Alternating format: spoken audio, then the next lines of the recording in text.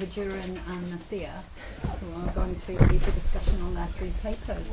And one thing I'd like to say, I think everyone who preceded the papers made a very good job of them. And so what we're talking about in our session is ageing and care.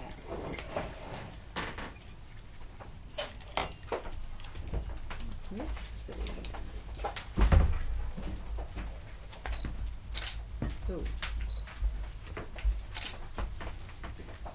the focus of our workshop really is old age and life transitions, and so what I wanted to do was to pull out a couple of theories to just have sort of an underlying discussion about them, and then the actual workshop is looking at various transitions, and that would be transitioning from a partner to a carer, living at home with informal or formal care support, and transitioning from home to a nursing home.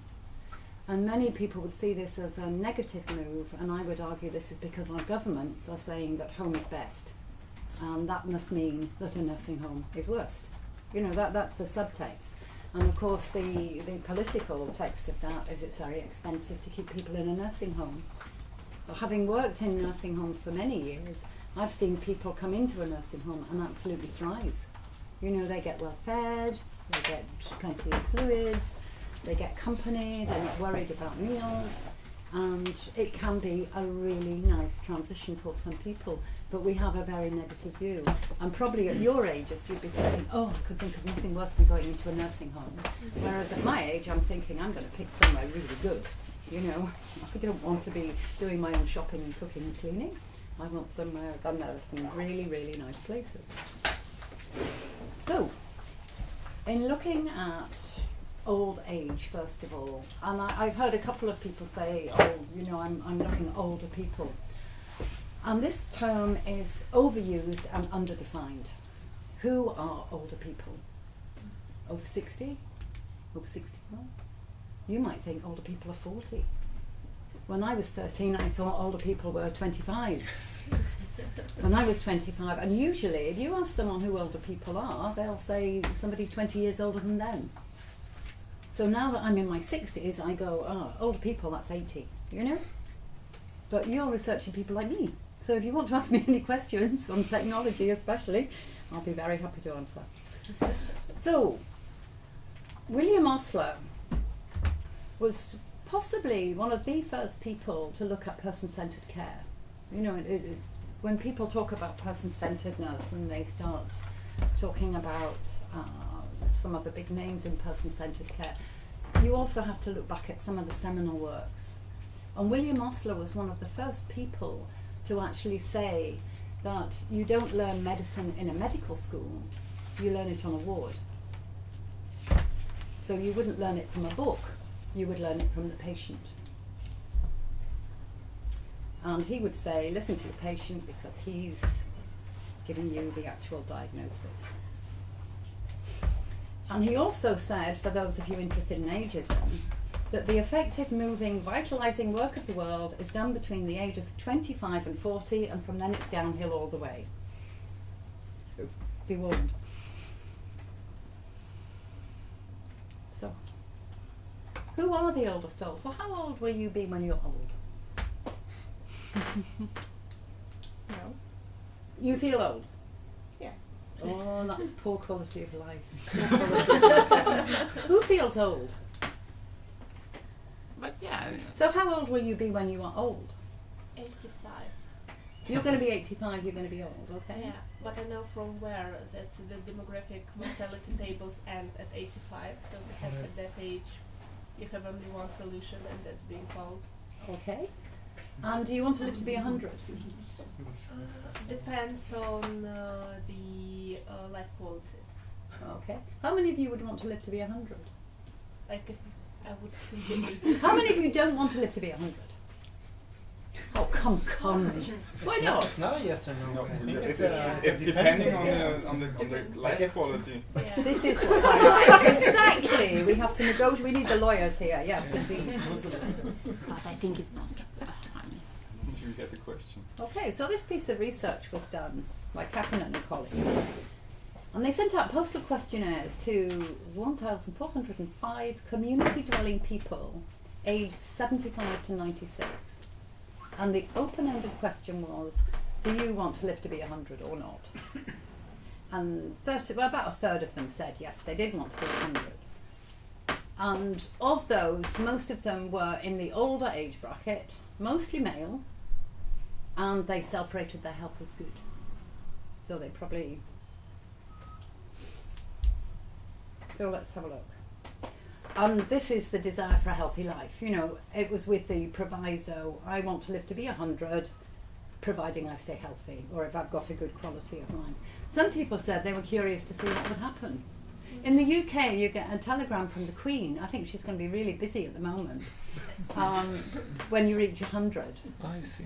She might have to bump the age up a bit, maybe make it 110.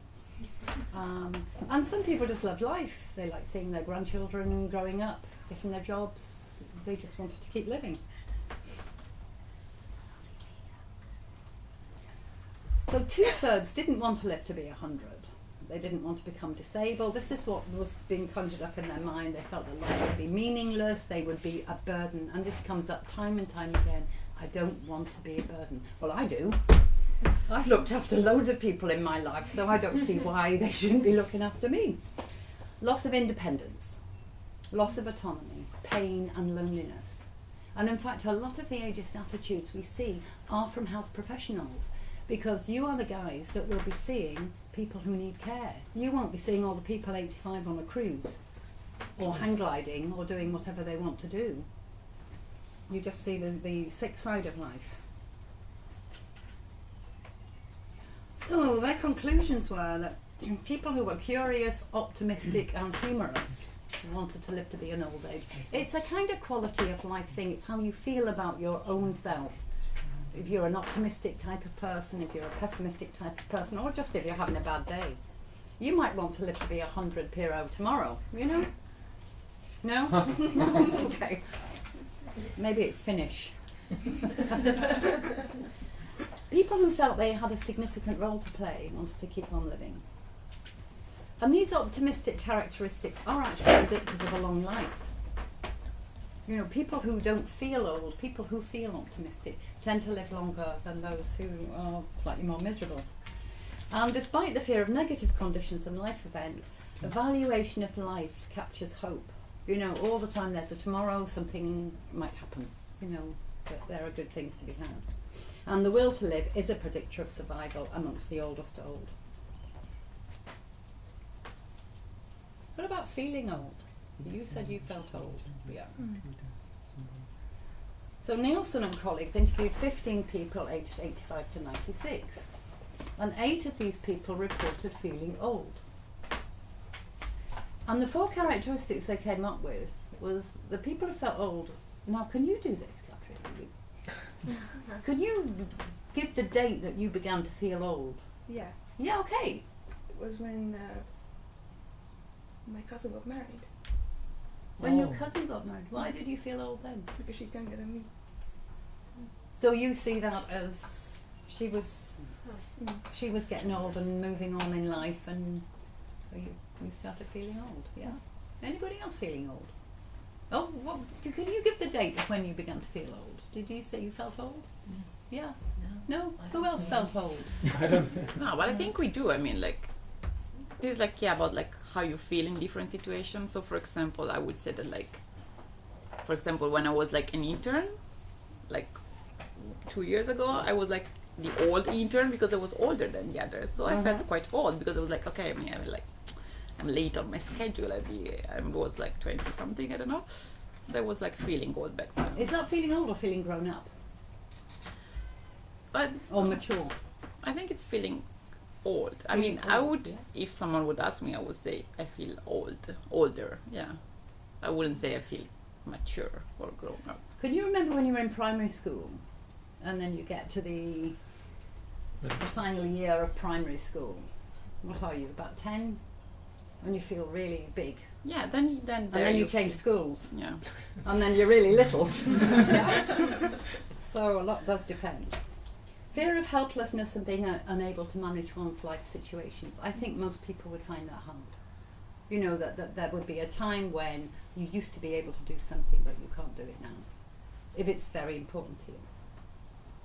Not recognising one's former self. And do you know that people with dementia, some people don't recognise themselves in the mirror. They'll recognise themselves at middle age, but they won't recognise themselves in the mirror. They say, oh, who's that person? Who's that old person? And mirrors can be very disorientating for people with dementia, very upsetting, and feeling different from others. So the people who felt old were in a stage of transition. And this is in line with the dystonic stages that Joan Erickson talks about in the 9th stage of life. So we're looking at these transitions, becoming a carer, being cared for, and moving into care. And so what I'm going to do is my sort of warm-up act is to just outline very briefly 4 theories. They're not specific to gerontology, but they're specific to the articles that we've chosen. And this is the life stages that were put forward. Most of you will be familiar with Erickson's 8 stages. Yes? No? And his wife Joan added a 9th stage. Leave it to a woman, eh? Okay. So we'll have a look at the life stages. Then there's some work I really like by William Bridges on transitions. And William Bridges he worked for organisations in change management, and it was to help people manage change. And so he did an awful lot of work on transitions, but some of his best work were when he himself was going through a transition after his wife died. And then finally I'm going to look at some of the theories of grief and loss, and you'll be familiar with some of them. Can anyone give me a theorist on a bereavement? Who springs to mind when you think about stages of grief? No? How many, do we have anybody nursing here? Any nurses? Oh, that would explain quite a bit then, okay? I'll tell you why later.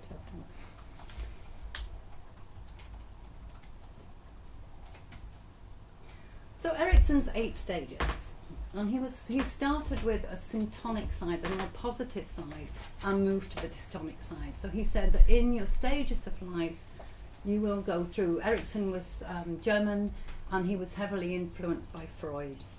And he talks about sort of from baby stages, you learn to trust, you learn to mistrust, yeah? Autonomy, being the syntonic, versus shame and doubt. So these sort of mirror each other, and you can be on any end of this spectrum. Initiative versus guilt, industry versus inferiority, identity versus role confusion, intimacy versus isolation, generativity versus stagnation. And then Erickson's 8th and final stage was integrity versus despair. But Erickson's theories came out in the 60s, and of course we know because of global aging, the fastest growing demographic are those age 80 and over. So Joan Erickson, his wife, added the 9th stage, and she said that in the 9th stage of life, the dystonic took over from the syntonic, so there was a more negative slant than positive as you go through life, okay? So she says that all the 8 stages are relevant and recurring in the 9th stage. But in the 9th stage, the psychosocial crisis of the 8 stages are faced again, but with the order reversed. So there's the downside against the more positive side. So she talks about the basic mistrust versus hope. Well, with trust. So in the 9th stage, elders are forced to mistrust their own capabilities before they trust them, because one's body is inevitably weaker. But Joan Erickson also asserted that where there's light, there's hope. Have you seen Erickson's stages before? Yeah. Okay.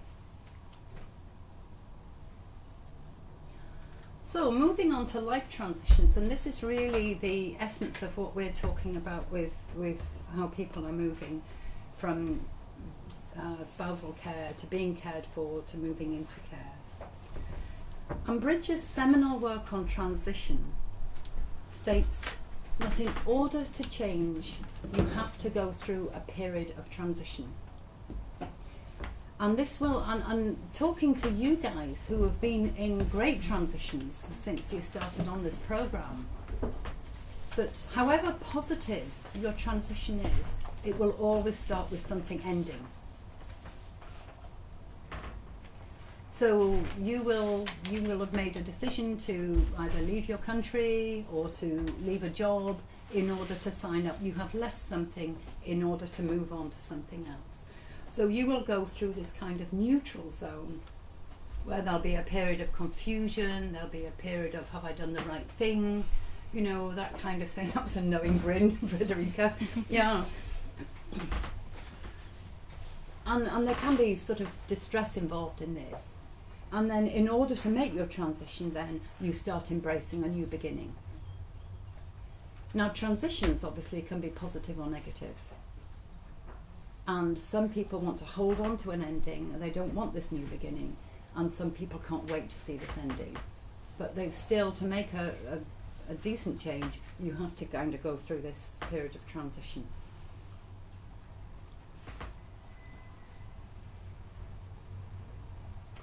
And Bridges would say that change is situational, whereas transition is psychological.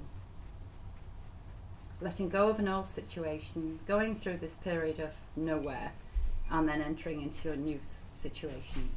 And every life has a unique rhythm and transition through a natural process of disorganisation and reorganisation. And I think my two ESRs went through a long neutral zone in getting onto this programme. You know, we had a long wait for you guys.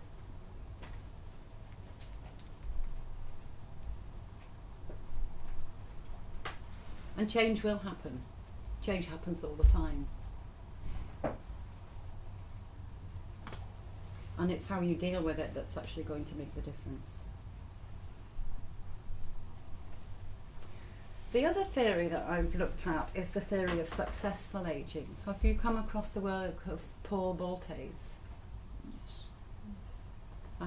This is his selection, optimization and compensation model. And this is what Boltes was saying is how you age successfully. So say, for example, I'll give you an example of selection, optimization and compensation. Say I like running, okay? And I like hill walking, but I'm getting older. So I start selecting things. I'm going to do one or the other, but I can't do both, it's going to kill me, okay? Then I decide I'm going to do running. But what I want to do is I want to optimize my performance, and I know that my joints are aging, so I'll get really expensive trainers with air pockets in, so I'm not going to damage my knees. Or I might get to the point where I think, I can't run. I'll take up learning a language. So I compensate for the fact that I can't run, but then I go and do something else. And so Boltes is saying this is how people age successfully, is it starts becoming a dialogue between what you can do, what you can't do, and what you can do to make life easier if you want to keep doing something. Does that make sense? Yeah. Yeah. And then loss and grief, and I think loss and grief is something that comes to all of us. How many of you have not had a significant loss in your life? What is the significant? When Yeah. is the loss? You would define it yourself.